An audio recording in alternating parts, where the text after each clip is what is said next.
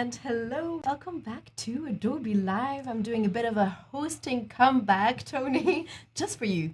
Today's just for you. And we have everyone really excited here in the chat. If you're not watching us on Behance, come and join on behance.net/live for a bit of a conversation today and to ask questions and throw any questions to Tony, who's here with us. You might be on YouTube, so that's why I'm saying. I'm going to say hi to everyone first, and then Tony will get on to you. We have some lovely people who are saying hi. We have Sandrine as usual. Sean is there. We have Doris. Hello. Caroline. We also have Oliver. Joe's here. Thomas. Thank you so much. I think some of you might have watched the German stream before this, but we're now in the UK. Tony, how are you? I'm good. Thank you, Emma. How are you? I'm very well. Monday, excited to start. And coming from the film club as well. It's been a while. It's so good. It's so exciting. It's really good. So what's going on today? So we have an hour, Yeah. and I will have to leave it to you to tell us what we're going to be doing in the next 3 days. Yeah, so Yeah?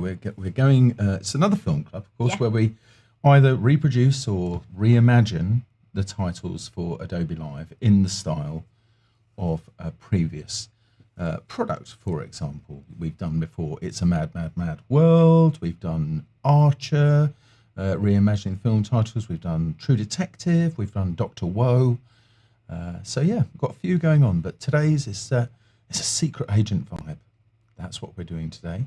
And I think we're extra long tomorrow and extra long, I think, on Wednesday. So We're adding on every day, which is pretty amazing. And kudos to Tim on the thumbnails as well today, which are cracking. Yes. And you might have seen the ones for tomorrow as well, where he will replace me for hosting. So you'll get to see everyone from the Adobe Live team. It's amazing. it is.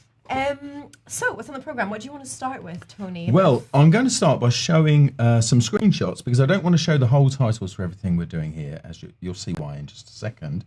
So if I just go ahead and just make sure, hold on a second. Yeah, no worries. I'll keep on. Oh, yes. I know what I haven't done. Oh, okay. I'll be on the chat in the meantime. Well, you know. Safety first. Yeah, safety first. Okay, Bit of hand sanitizer. Nice. Do that. Do you want some? Sure thing. Here we go. Yeah. Oh, thanks for that. Oh, No worries. Great. Something weird today, isn't it? Yeah, good, yeah. Just so strange. Wow, that was smooth. It was like the slowest intro ever, and I kept on wanting to look at you, Tony. And you're sitting in your kitchen like, no. Tim was making a gesture over there for the hand sanitizer. I thought, what have I not done? Look at us! I'm waiting for the feedback in the chat, but we're together. Special. We are actually in the same place. Before we start, because we have to talk about this. We're back live in person. It's been how many years? 2, 3? 2 years. 2 years. Yeah.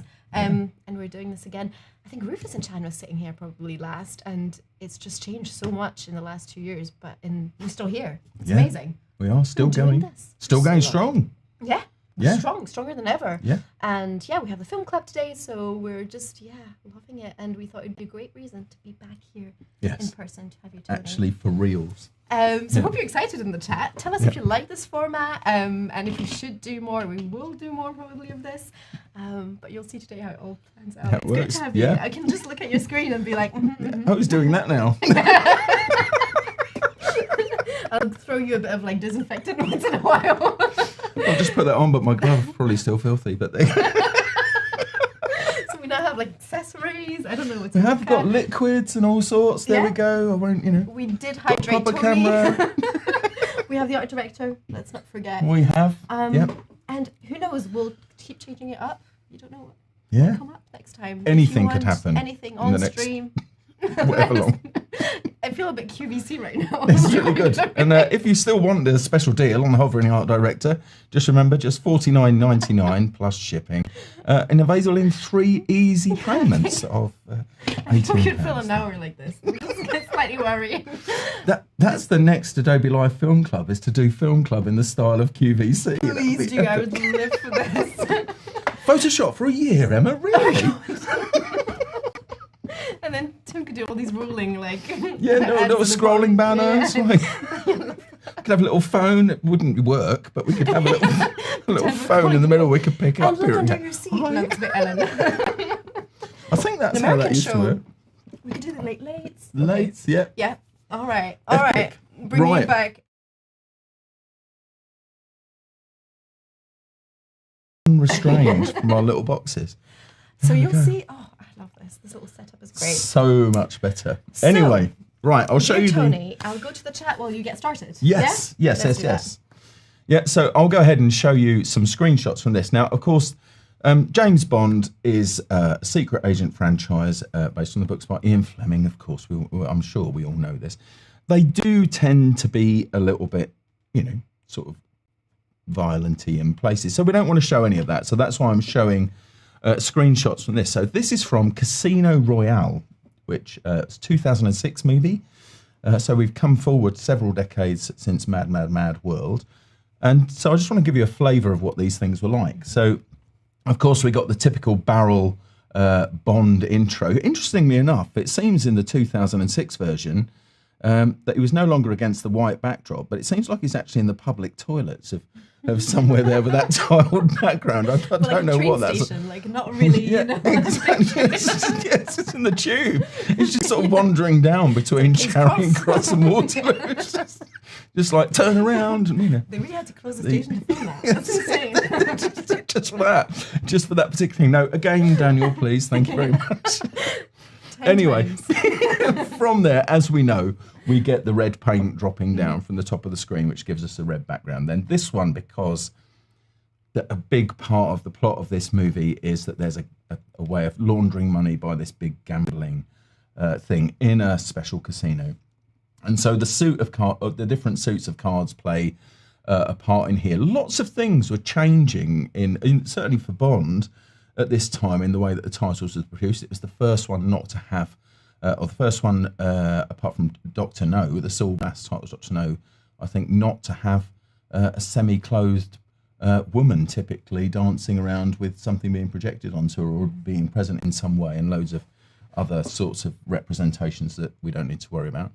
So this was very different, and lots of things were going on in terms of motion graphics at the same time as well. So this has these emanating out from the center. If I go to my next artboard, that then becomes busier and busier until it gets to the title card, and then it drops out to these patterns. It was all really, really very, very different from a lot of things from before. There's always been this kind of montage between real characters and other graphic elements, but this one was very, very different. Yeah. So these patterns were all moving in various different ways, and they were meant to form things like arteries and snakes' tongues and all of these different things. So it moves into that, and I'm excited by us trying to replicate some of those dynamics. This is why I wanted us to approach this one. I love the titles. Challenge. Yeah, I think it'll be good. We got lots of learning things that we can sort of pass over in this, in such as generating these pattern brushes to make these things. Lots of stuff that can be learned from in there, as there is creating the background patterns.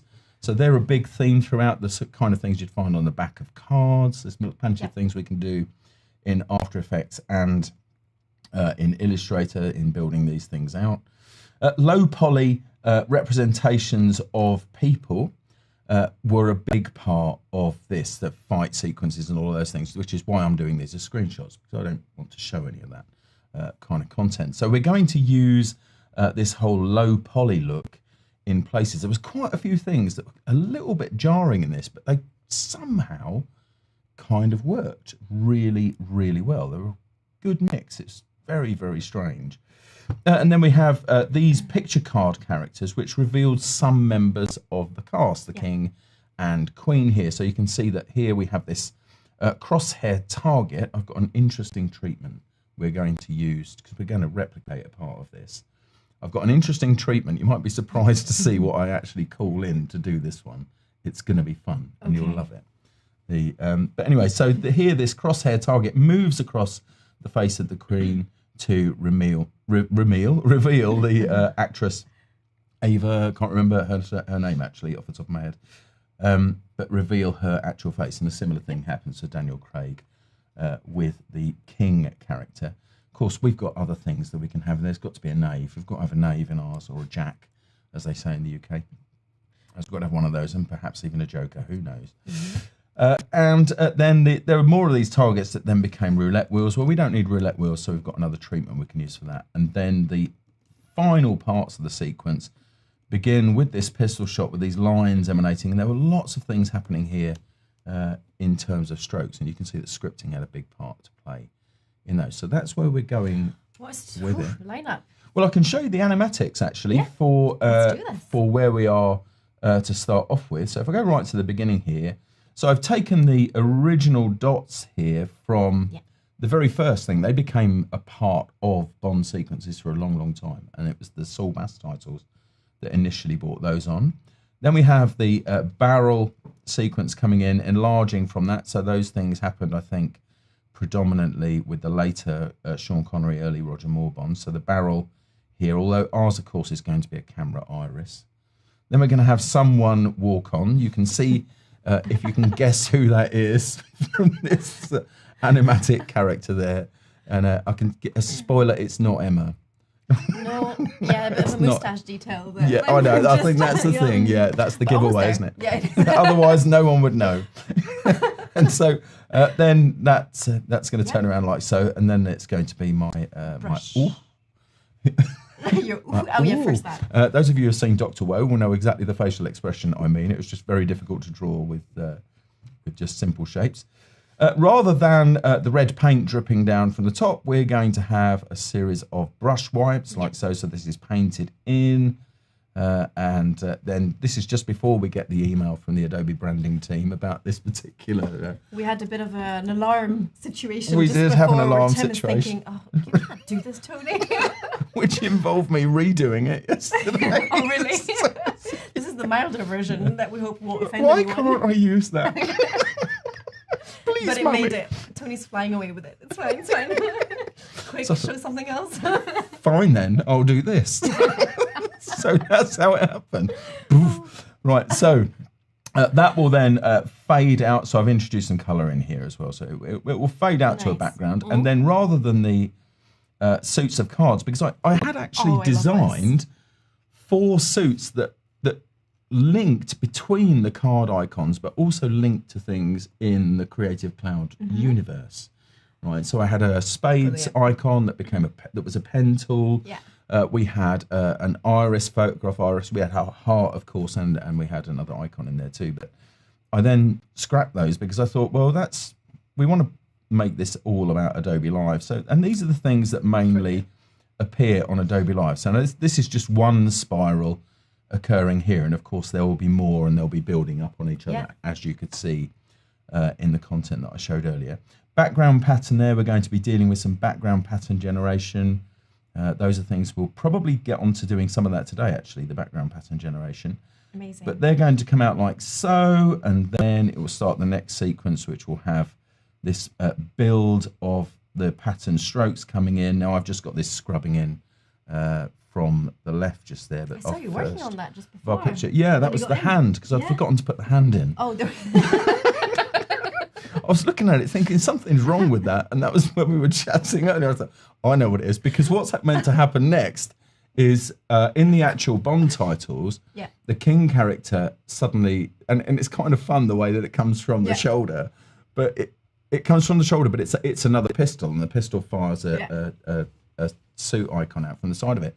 Whereas this one, what's going to happen here is the King is going to throw a bunch of mnemonics out, so they will go out and fan out from that point, and then they'll be landing on other low poly characters throughout the sequence, and they will be doing different things with different products. Cool. So that's how it's going to work. So the hand was essential. The hand was kind of important because so we were sat here giggling away, catching up, excitedly watching the German stream. Inside, you were just panicking. I was thinking, my screen was open like this, because in front of us we have another screen where we're watching the German stream going on, and just chatting as we did. And I suddenly thought, what's wrong with that part of the animatic? And then I realised it was failing as an animatic because in the animated part, the hand wasn't even in there.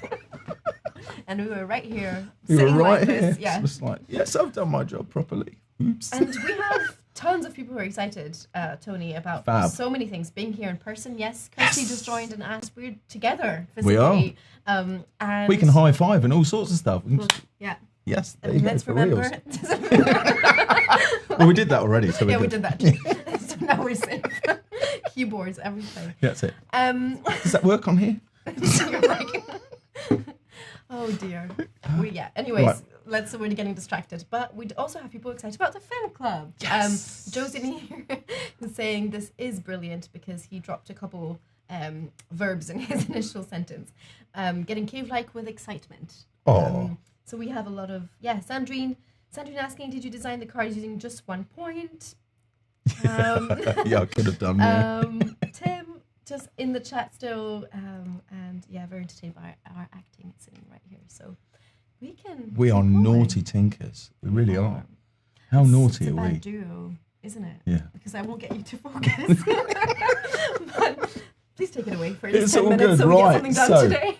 I'm actually going to quit After Effects for a moment because I might be coming back into After Effects later on, but most of the time today it's going to be all the work that goes on before it gets to After Effects, the stuff in Illustrator. So we'll go back to that, and we can also close this one out now, which is good.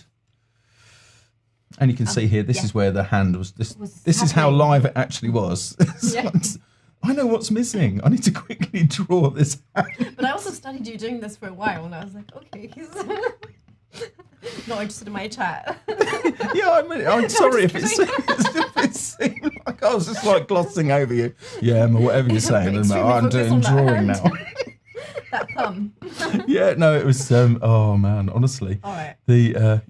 That's what it needed. I needed to make the point there with the hand. So there are a whole bunch of different things in here, and I need to try and remember. I think it was this one where this is the thing we're going to be tackling. We're going to be generating some of these patterns. Now here I've tested them out to see how they'll look when they taper, because I do like the look of some of those coming in that way. You know, it kind of adds a real nice bit of personality to it. Now in the titles themselves, they became forked tongues because they're, you know, snakes and sneakiness, deviousness, and all of that kind of thing. But here, I just think it adds something nice. It's a nice way for them to lead in. So the ones that are animated that will creep in, I just needed to know how they're going to look. So I generated these, to start off with, I generated them as single strokes, which is what I'm going to do now for this one. So I'm just going to create a brand new document here. And then I'm going to get my line tool. I'm hitting backslash on the keyboard to do that. And then I'm just going to hold down Shift and drag from one side of the artboard to the other.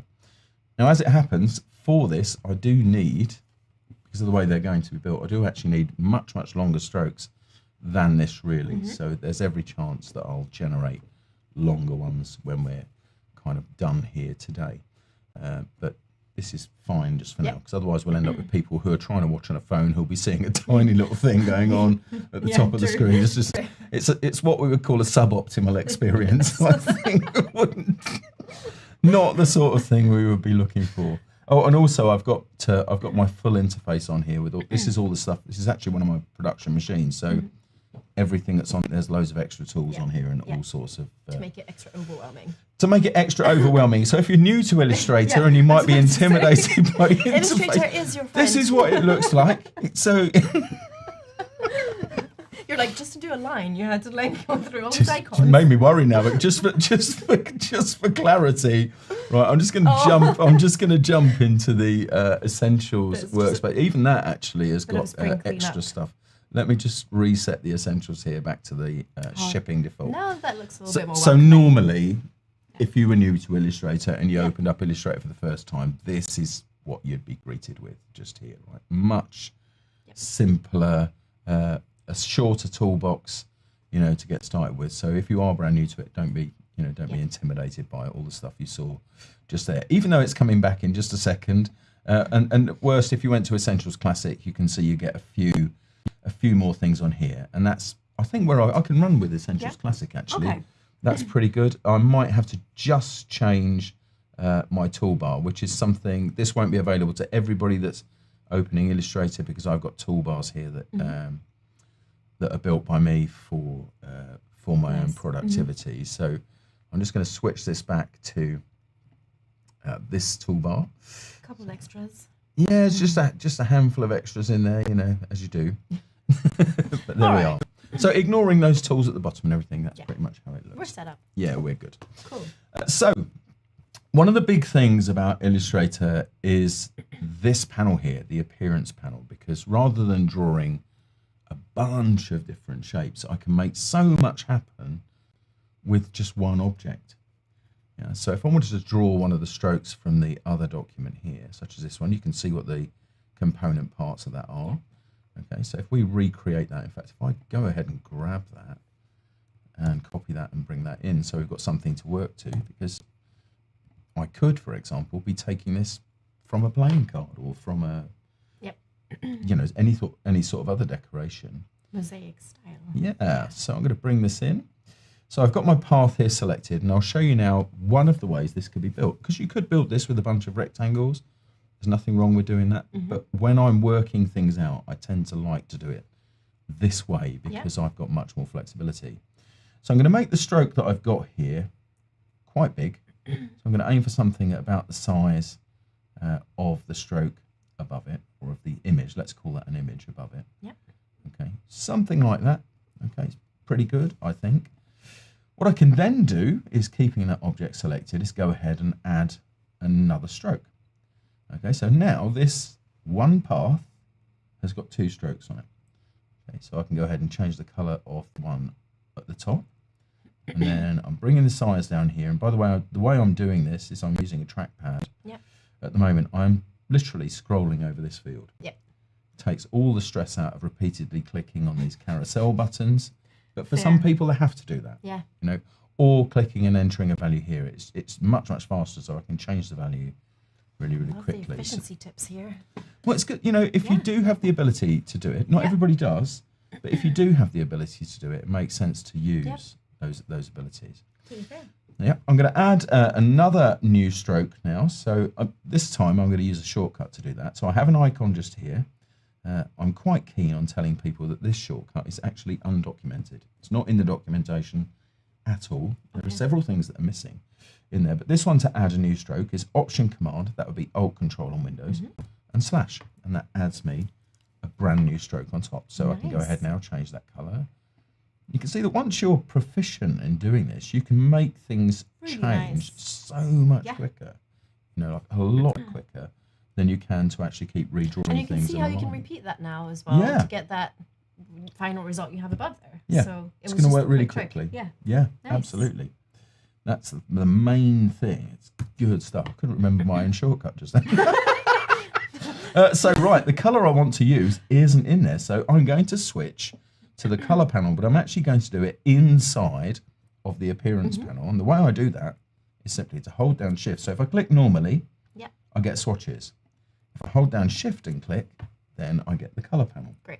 Okay, so I have all of the access in one place. I mean, arguably, you could dispense, if you were proficient with this particular panel, you could dispense with a lot of these panels at the top here. You wouldn't really need them there if you didn't want to have them there. So I'm changing the color mode here to HSB, hue, saturation, and brightness, because I want to create a lighter version for this stroke, much lighter. Because I need to keep the contrast in. So I'm just varying the brightness and the saturation. So something like that I think is pretty good. Yeah. And if I dial down the width of my stroke, you can see I've got that nice kind of leveled effect inside of there. It adds dimension to the stroke because, of course, we perceive that in a number of different ways. But to us, light colours, generally, you think light colours are higher up. Yeah. Dark colours are lower down. So if you could imagine that looking like sort of a stair step up and down. Depth, Yeah, it does. It adds that quality to it. So with the one at the top here, I could add another stroke and try and do clever stuff with that other stroke, but I think that's going to be a bit much for this morning. So what I am going to do here is just show you how this would work as a brush in its current state, and then we'll modify it. So if I go to my brushes panel here, I've got a bunch of different brushes in here. Interestingly, in Illustrator, when you add brushes in here, they do become persistent in the same document type that you're using, which is kind of interesting because that doesn't happen with other things in Illustrator. They change for each document, but that's kind of curious, but also fun. So I'm going to go ahead here and click on new brush. Then I get a choice of what kind of brush we're going to make with this. Now we're going to end up making about 3 different types of brush out of this lot here. But this one I'm going to choose as an art brush. Okay. So what that will be, it means it will be a piece of art stretched along whatever stroke we have. So we'll call this one for Emma. Oh. Just here. There we go. So it's just you'll be for stuck you. with this. We'll be stuck with this forever. And the Illustrator team will put it into future builds. Let me drop them a line. Be there the whole time. Oh, appreciate There we it. are. There we are. Right. So, and here I choose the direction in which it's going to go along. Well, actually, this could go in either of those directions. It wouldn't really matter. It wouldn't work quite as well that way. Okay, but there sometimes are art brushes that you want to build that change those directions. Yep. And I don't need to worry about anything about recolouring it at this stage. So all I need to do there is hit OK, and that brush is created. I could select my brush tool just here. So if I tap B on my keyboard, that gets me the brush tool like that. If I select this particular brush for Emma, it's already targeted. You'll now see that if I go ahead and draw with this, like so, there we are. A piece of artwork stretching along brilliant. there. It works quick, right? It's good. Love that. Yeah. Do it again. I'm going to do it. Yes, Make ma'am. a child. I will do. I was just reading the chat and then I was like, where did that come from? Let's try something. I don't know how this is going to work because it's going to cross And over a lot. We'll just... Well, you know, that's the Berlin version. Yeah, of your name. exactly. That's like Definitely. my band. Yes. name. Well, I mean, there's a few things that there are some very, very, very sharp points in that particular thing, but then that's the operator error, not the brush itself. And we'll now play with this for the next half hour. The rest of today's like stream will be what can we draw with this particular thing? What can we make with it? So yes. All right. But anyway, that works pretty well, I think. Now we can use that brush stroke in that state. This is still the artwork. It has nothing to do with the brush. It's not the brush stroke applied. It's the master artwork. What I'm going to do here is expand this, okay, to expand its current appearance, which will make all of those things individual elements. So the advantage of using the appearance panel to do this is it's very, very flexible. I don't have to go around trying to select, you know, if these were different shapes in here, I might have to try and select that one underneath. This sort of, you know, is that sort of a fawn colour, something like that? That colour just there, or the red underneath it, or that. I don't have to try and select those. I can just go to the appearance panel. They're there in a nice, easily accessible list where I can click them and make any changes that I might want to make from there, provided the thing is selected in the first place. There we go. So you'll see now if I make changes, and they're there instantly. So easier to do.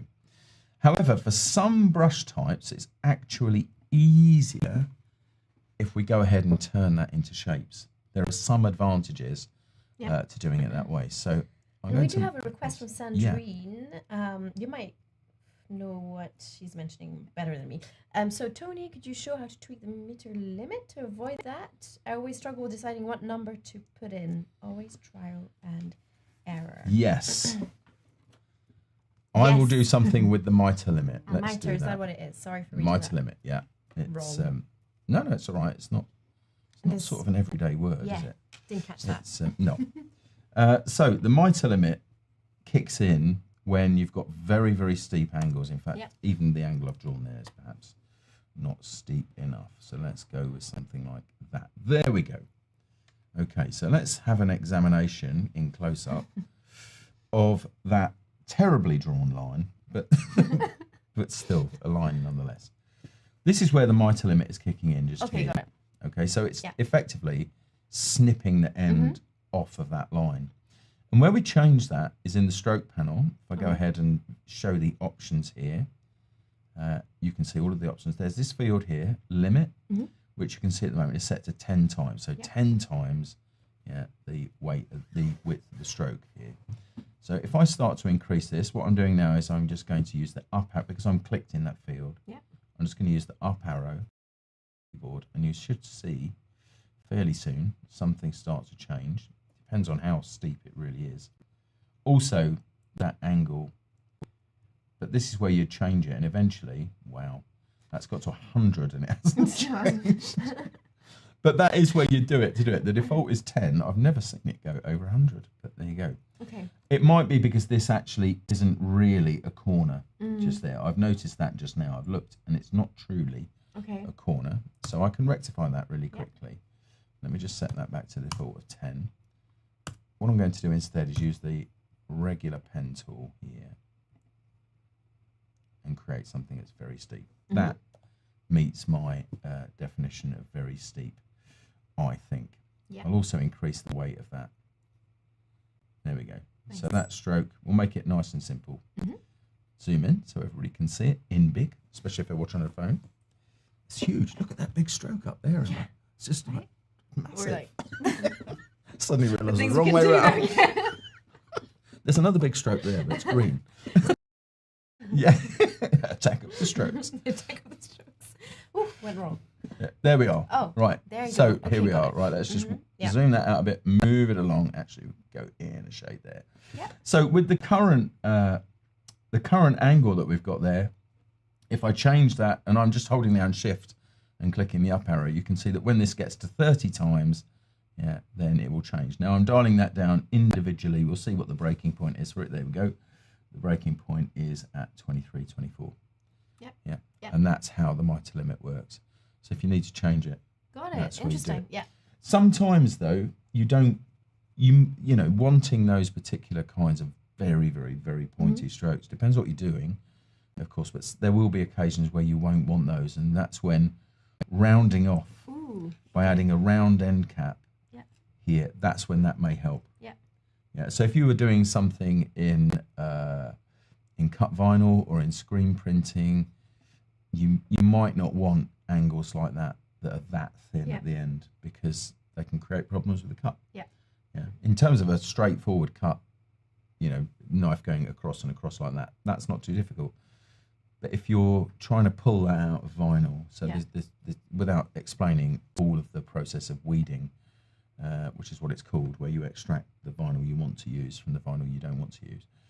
That might give you the odd problem here and there, unless the blade is perfectly sharp.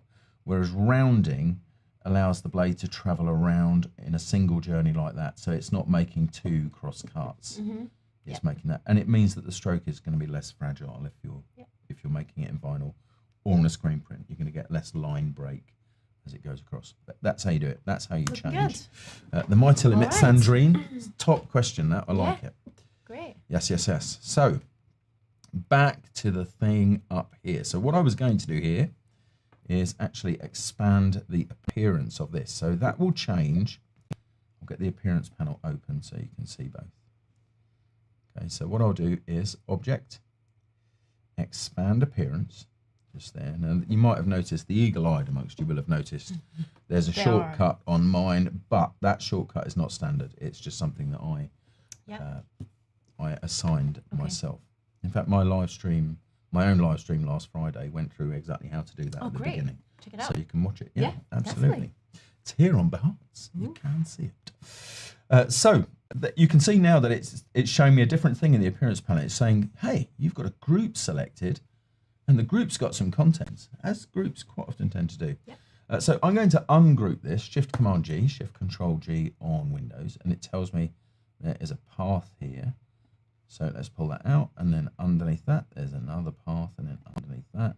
So you can see it's now separated those out to individual path objects. This one here still, I think, is possibly, oh no, there you go. So they are individual objects.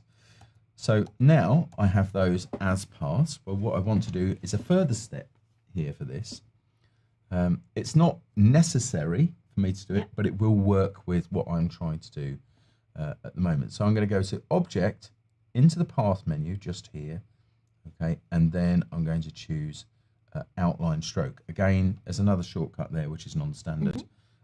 So if you're writing the shortcuts down from the menus, as you can see them here, don't, because they're my own. So I was just looking for your stream now, but I'm sure. Oh, my stream? Yeah, to link it in the chat. behance.net/Harmer, and you'll find it on there. Just click on the live streams tab from there and you'll find it. So now that's taken all of those strokes and turned them into rectangles. Yeah. Yep. But again, it was easier for me to do it with the strokes in this way because it's variable. So if I was showing it to an art director and the art director said, hey, I like that tone, but you know, there's not enough here between the red and that colour, and that, it's easier to change the width of a stroke than it is to change the dimensions of a rectangle because there's so many other things that could go wrong. Then it's a matter of creating these diamonds. Well, they are pretty straightforward really, because if I use the centre mark just here and hold down Option and Shift and create a square like so. Now at the moment that has no appearance whatsoever because I cleared the appearance from the last thing. So Illustrator thinks, okay, you want to do that with everything right now. Well, I can change that by tapping D on my keyboard, which gets you the default fill and stroke, which is usually a black stroke and a white fill. But I can change those things around. Okay, so holding down Shift and tap X, first of all, that swaps them over. So now the stroke color becomes the fill color and vice versa. Nice. And here in the toolbox, whichever one of these is in front, if I just click between them, this small arrow here, I can do the same thing by hitting X on my keyboard. That's the one that's in front is said to have focus. It means if you choose something or do something from the interface, then this is the thing that it will be applied to. So what I'm going to do here is just set this to a value of none, which I can do via this icon underneath or by hitting the slash key on my keyboard. So now you can see I've got that shape like so. I've got to change it back to black. I was just doing that. Anyway, I can just go ahead now, rotate this around holding down the Shift key. And let's have a look at the proportions of that because that needs to be much, much smaller. So just going to hold down Option and Shift. That transforms that down from the center. I'm bringing it inside of those lines just there. Perfect.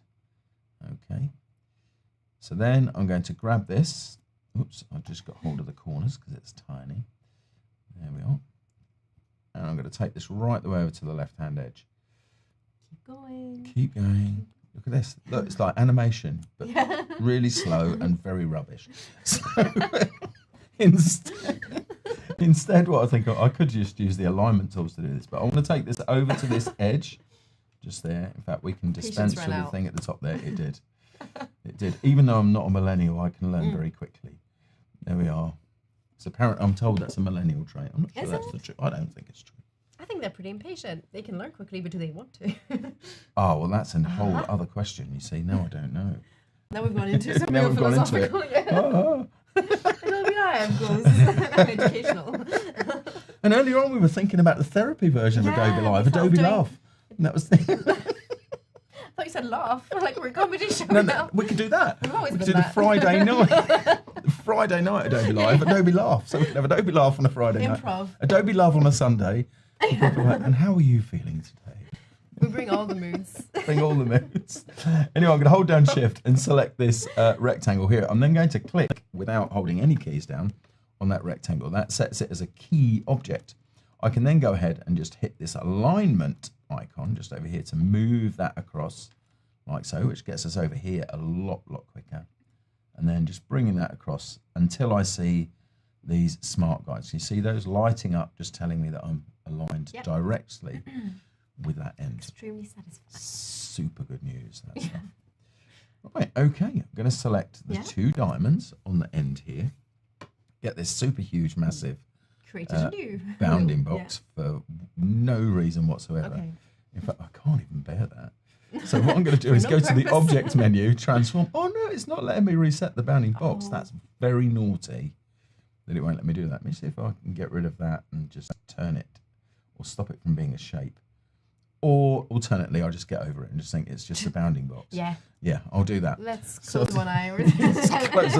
So I'm going to use a blend to space these out. So the way I do that, the shortcut for doing it is Option Command B or Alt Control B on Windows. In the Objects menu, you've got Blend and Make just there. Okay, and that will create you a blend like so between those two things. No, we can do a lot with that. I mean, we can, if we go to the blend options here, Okay, this will open this dialog, which gives us, bizarrely, shocker and spoiler alert, blend options. So I'm going to go here for the specified steps. It's telling me how many are there right now. But if I wanted to space those out, you can see that I could change the number of specified steps. So if I maybe wanted to add another level of intricacy to this brush, such as by dropping a dot in between each one of those diamonds, then you could see how easy it would be for me to space those out and do that. So I could build that in. It really is that simple. It makes it nice and easy to do. You can also specify a distance, but that would involve me actually doing some calculation in the chart. We'll leave that for another day. It's only Monday. Yeah, start slow. Do it tomorrow, maybe. Do you ever get coffee or anything? Never. I know. Shocking. I know. Some things to fix, guys. I know. We're getting there, though. You know, it's work in progress. Anyway, I'm going to hit cancel because I do happen to like the spacing that I have there already. Then I need to stop this from being a blend and being an actual thing. Irritatingly, while I have blend options here in the quick actions area, so I can get to that very, very quickly, there's enough room for another one. Why can't I have a thing underneath it that says expand? You know, but I want that thing now. All right, noted. You're like a child asking for a Christmas present. But Mummy, why not? I want it now. But why? Are we there yet? Exactly. So I'm going to expand that, which will make all of those into real things. It's no longer a blend. It's real stuff. Now, I also don't want the bits that are poking out of the end. So you'll notice that I've created a selection of all of that stuff. Yes, because I'm going to just go and get rid of them. Chopping it off. I am going to use the shape builder tool, Shift M, to get to that. And you'll see that when I hover over parts of this, let's zoom right in on that for real big.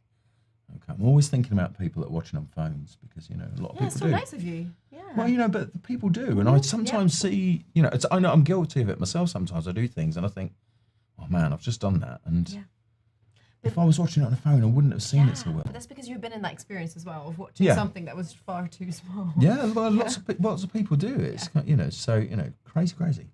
So what I'm going to do is hold down the Option key. That would be Alt on Windows, and that changes the blend mode, the active mode of this to subtract.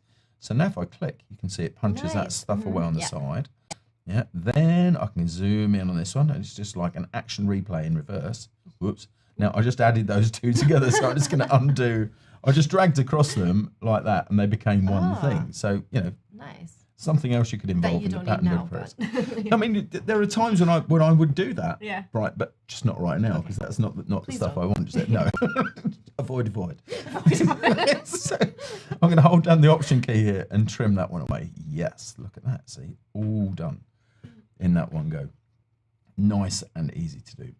Then, with all of this selected, I'm going to go back to the brushes panel just here.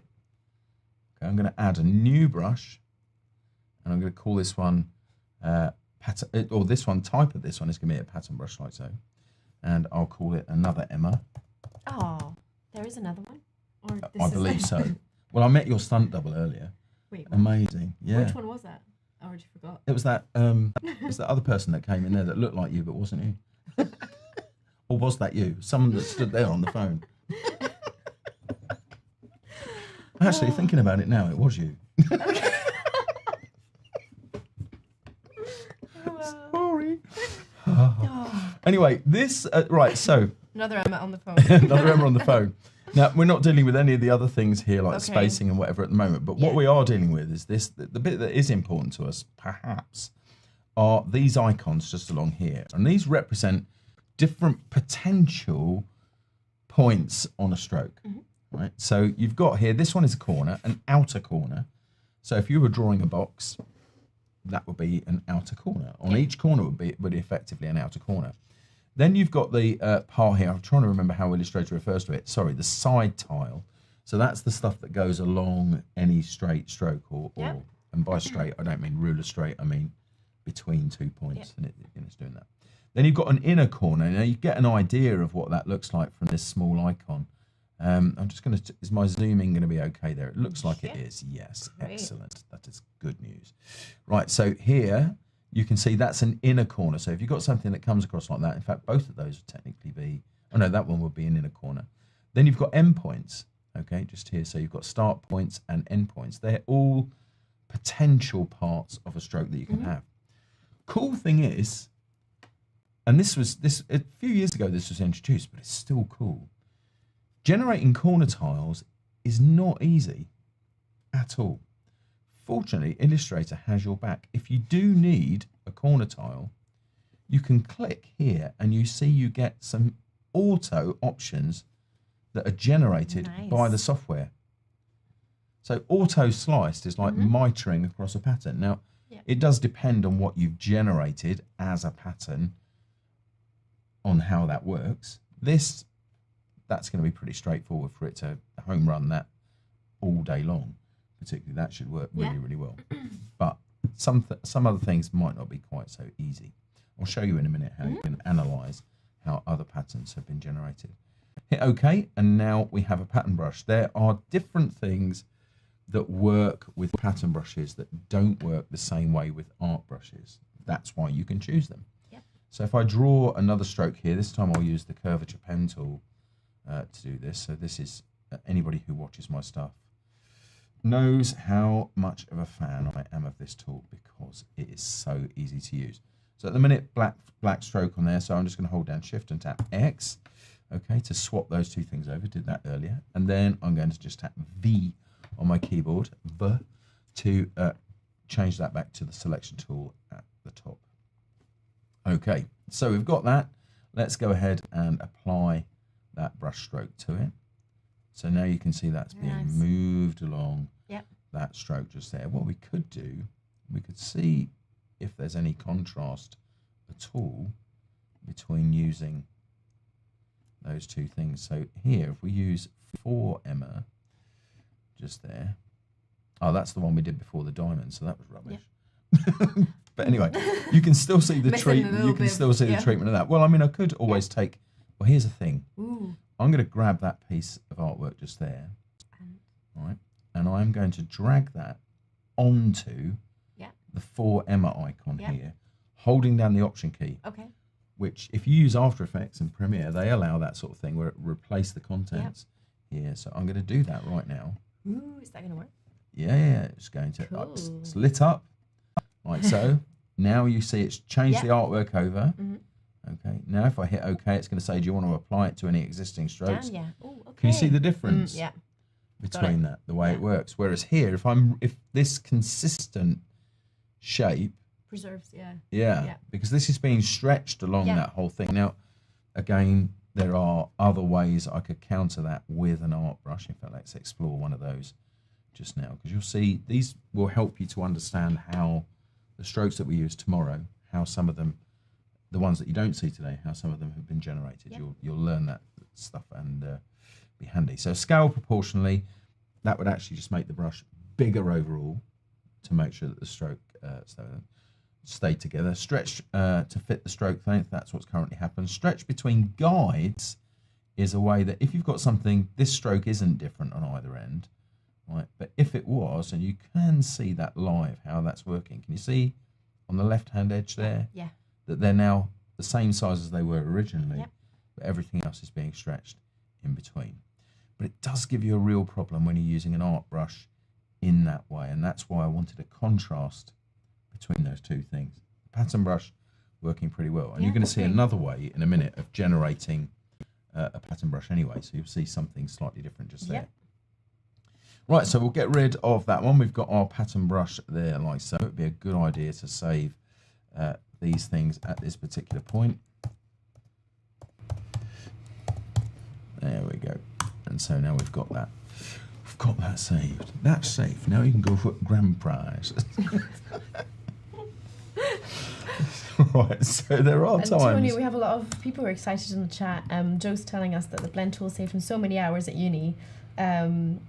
And yeah, just a lot. Carol's coming in to tell us to save your work. Yeah, I've just done actually. Yeah, exactly. I just heard the keyboard and I was but thank you, appreciate that heads up. There's a bit of reminder, and everyone getting kind of jumping on. Kirsty's also saying yes, save. Yes. So yeah, little reminder. I love that we have in our team our community here, we have such great team players who are always like, True. got you, you know. You We're forget. like a team I of forget 50. all the time. I know, it's amazing. I forget things all the time like that, and people just chip in and you know, say, "Oh, have you saved yet?" And the small things. It's you know? very, very, very And Sean helpful. is saying 50 minutes in. Maybe I'll save now. I know. enough. Well, yes. And Sean does come on to, as do quite a few people from the community, come to my own personal streams on Fridays, and Annika Argall's the best for doing that. That's the first thing she says. Hi everyone, save. By the way, it's like a copy and paste. She's always Sean's like that. Sean's straight on there as well. Have you saved this? You know, and the way you can tell that they know that I haven't saved it, because the way you can tell, I'm just going to zoom in. See that asterisk on the end there? Yeah. Whenever you see that asterisk, it means you're working with an unsaved file.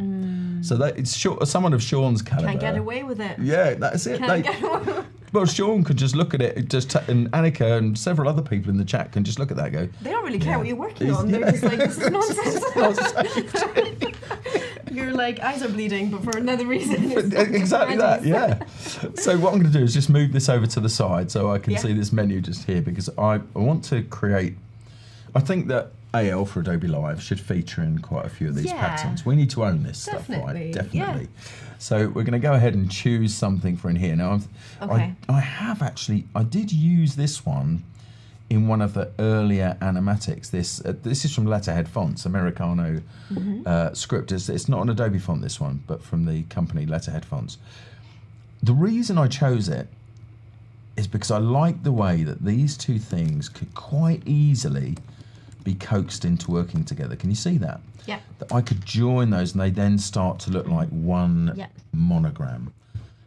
That's why I chose that. I really like it. But we ought to explore a couple of other variations in here. In fact, one of the great things we have, of course, with Adobe Fonts is that we can search for similar things, and we can also find more. So we can say, what have we got similar to that? It's going, haven't really found anything for that one, but we can go ahead and search for more stuff. So we can just go ahead and look at the different things we can find to get to there. But I am going to filter this for script. Let's have a look at that, and then we can. This is great because I can just use my arrow key. I can lean like this. You're not even looking. Yeah, no, You're just, like, sort of going. Yeah, it's like the bingo, using the down arrow. Using the down arrow key on my keyboard, checking it out. Ooh, that one's called Great Vibes. I want to examine Great Vibes. That's not disastrous. Let's see. Right, the only thing is, see, now this is me being a bit of a pedant, because at this particular point I'm like looking at that thinking, but I think there should be an uppercase. You know, I'm showing my age. I'm not afraid to show my age, but I'm just thinking, no, I do definitely want. See, we're back into anything that's got LHF in front of it is it's lobster. No, Luminari. No. No. Where are we now? Mark. No. That's kind of all right. I want to get to a position where we can see this at the same time as the font menu. So where were we? Luminari. I think that, no, maybe if it was a thing about monks, then that would work. That's not awful. Yeah. You know, that's got some of the characteristics. Playable, yeah. That has got some of the characteristics that I'm looking for. Let's have a look at. See that to me, what I'm looking for. If you look at the example above, the Letterhead Fonts thing, what I like is the extended scrolling at the top of the A. Right, so that nice swashy thing at the top of the A, that is really nicely balanced out by the bottom bar of the L. Yeah.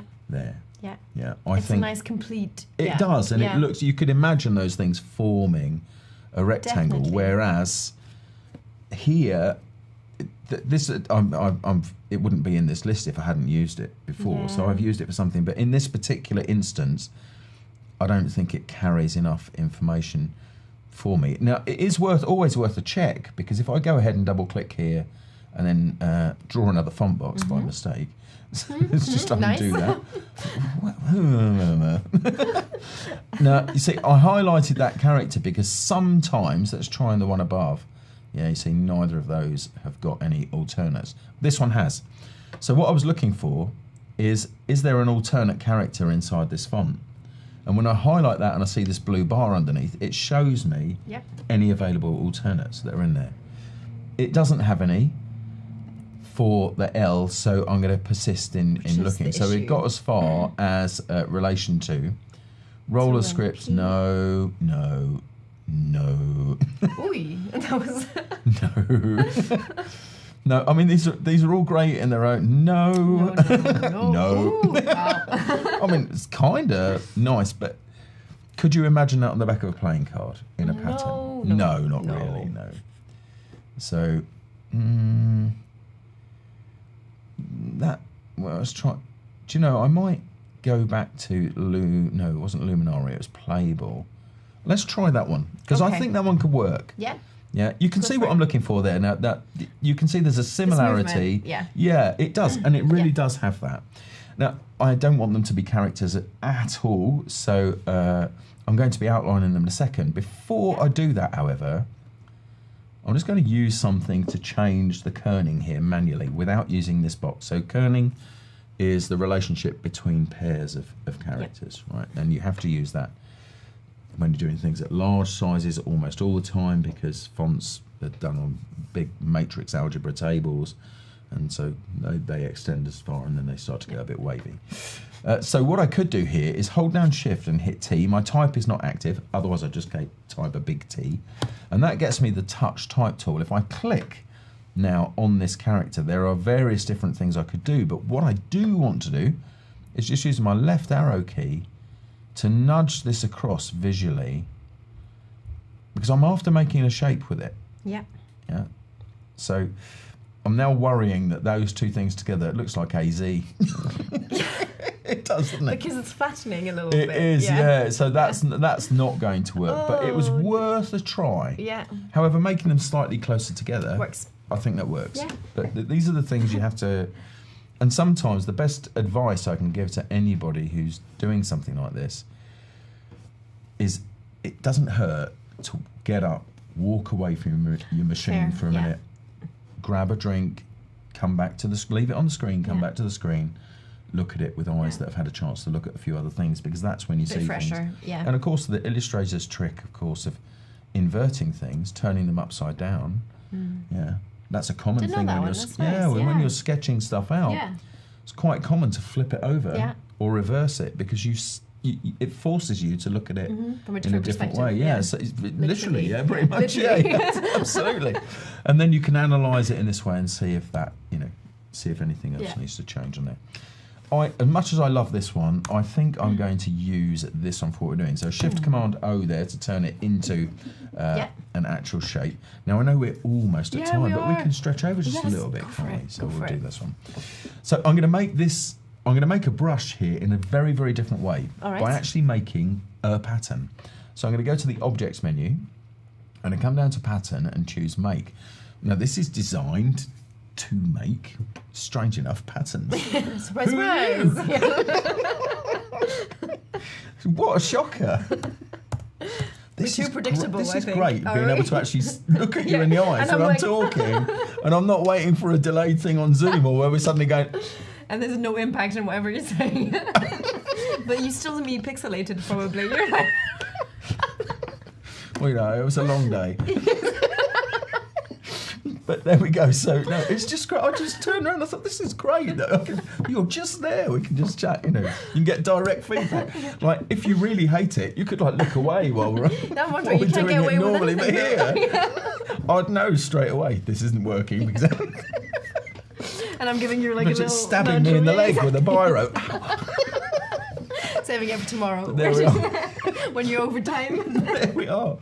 But all I want to do here is change the width, because I want in this box here. So this is the box. I do have a tool to do this thing called the Pattern Tile tool just here, but I'm going to do it numerically just by clicking in this field using my down arrow key just to bring those closer together, because I'm after making a pattern. Now I'm allowing those to overlap. looking at the ghosted areas around them, that kind of is not far away from. I wonder if I went a bit further. No, that looks like when they UA. overlap. Yeah. But something like that. I'm not worried too much about that little burr that's in there. In fact, that's something I could change. If I really, really wanted to do that, this artwork is still live. I could change that. But looking at that chain, now I'm seeing la la la la la la la. La La Land. La, la, la, la, la, la, la. Or a little Christmassy. That's the same sound I hear when people in meetings start the businessy bit. My brain just starts going la la la la la la la. Or if you're old enough to remember the Charlie Brown things, there was that trombone, a wah wah wah wah. But anyway, there we are. The height here I'm going to change. This bit is important, right? So I'm going to change the height. In fact, I'm going to make it wild, like so. The box. So that's now how this pattern would work. Yeah. But it can. So if I hit done. That's now in, well, it was in my swatches panel anyway, but it's the final version is now in my swatches panel. Yep. So if I get this stroke just here, okay, and copy that across and then apply, making sure I've got the stroke in the foreground, that bit's really important. I can then go ahead and apply that pattern to it, or I should be able to. Let's just set this back to the default. And we had Joe asking if this was inspiration for a luxury Adobe fashion line. Yeah, it is. Yeah. That's, we get this printed on we're going to do now. our own QVC next. Selling those. It's going to be where it is. We're going to be getting hi. And you could buy this right now. It's on special today. 3D. Photoshop. Oh, man. Oh, I'm not going back to doing it the other way. This is going to be a problem from now on in that we're... Right, the pattern is actually applied to it. It's applying on top of the other stroke. But now if I increase the weight of this, I think that's applying on the fill, not on the stroke. Interesting. Anyway, you'll just have to take my word for it. It does actually work, where we can apply it along there. And in fact, I can show you an example of that. That'll be me doing something wildly, wildly wrong just there. But I can fix that in a bit if I go to... brush stroke, I think, no, picture cards, possibly. Let's have a quick look. Oh, file does not exist. It's because everything moved to come over here. Let's have a quick look. Oh, there we go. In this pattern sections one, so you can see the work that's been done beforehand here. Yep. There you go. Now, apart from that area there, which is fine, the overlap that I've got going on just there, but you can see now how that pattern's working there, and it's exactly the same thing. Here's the pattern swatch. Just here, but it is being applied along that stroke, and it gives us something. We only need things to look like an ornate. Yeah. They're going to be on screen for a very, very small amount of time. They will be moving, so they'll be rotating around. So there are some things like this area here that I can counter quite easily, by rotating this around or changing the 0 point of the circle just there, and that will resolve that, and that will be hidden behind the rest of the character. So while I could work on it to get it just right, that's fine as it is, just there. I'm just amazed about, just the level of detail. It's going to look amazing. We are going to have real fun with it. Yeah, we're doing super, super small scale, but we're going to kind of look out and see it come together with Tim tomorrow. What's on the plan? So tomorrow it's more of this and bringing together some of the other component parts. So the background patterns we'll be doing first of all. For that, we'll get into After Effects towards the end of tomorrow. That's where we'll be going from there. Then on Wednesday, it will be pretty much all After Effects and the amazing music that Sir Tim has done for us. Again, he's excelled himself. He's gone and done it. Incredible, man. Tim is in the room. Also in the room, who said Tim. He could throw tomatoes at us, shockingly enough. Oh, we have a Tim waving.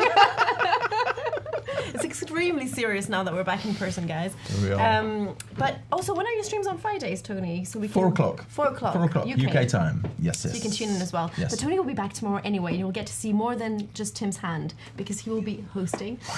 But yeah, thanks for joining in the chat for all the entertainment, Tony. Yes. This was almost too short. Now I get it. Oh my God. We don't get to do that normally. How formal.